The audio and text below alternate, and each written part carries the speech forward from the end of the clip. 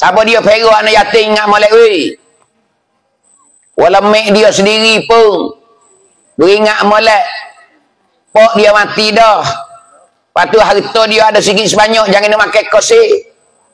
Kita walau mek dia sekalipun jangan duk karu harta dia.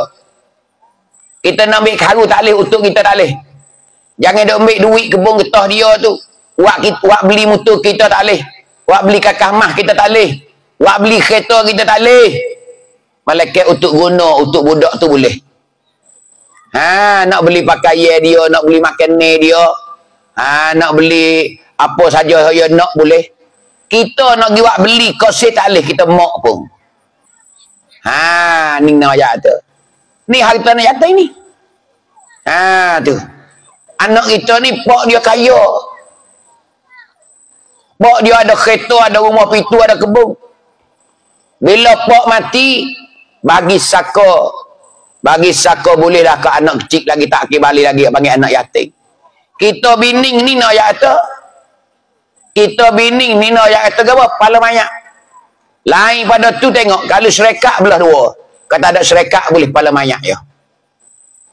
Tu nak ayat tu biningnya. Lepas tu harta banyak lagi anak tu.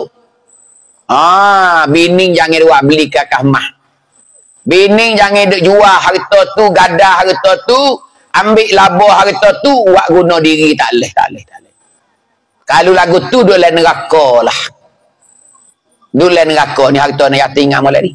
Padahal kita mek dia tak boleh. Mek dia pun tak boleh pandai-pandai. Tu nak ayat itu harta anak yatim banding besar.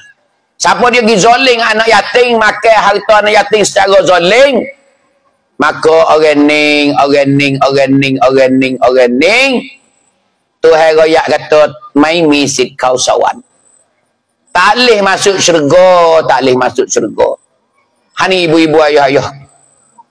Tak boleh masuk syurga. Di akhir hadis ni Nabi kata kena, illa an yatubu. Malaikat 2, 3, 4 orang gulungan ni bertaubat kepada Ta'ala. Dia tidak bertaubat. Dia ni ialah mabuk. Tapi dia beradu dah mabuk dia bertaubat dengan Tuhan dah. Dia ni deraka 2 ibu bapa, dia bertaubat dah dah minta maaf ke mak dia cik dia dah. Dia ni makan harta reba, minta maaf Tuhan dah, taubat dengan Tuhan dah. Dia ni makan harta anak yatim, buat anak dia besar esok dia minta maaf lah, maaf ya tak. Ataupun you bayar klik, you ambil. Wak beli tali tekak, wak beli loket, oleh apa, bayar klik. Ni panggil orang bertaubat. Ni baru misit kau sawan.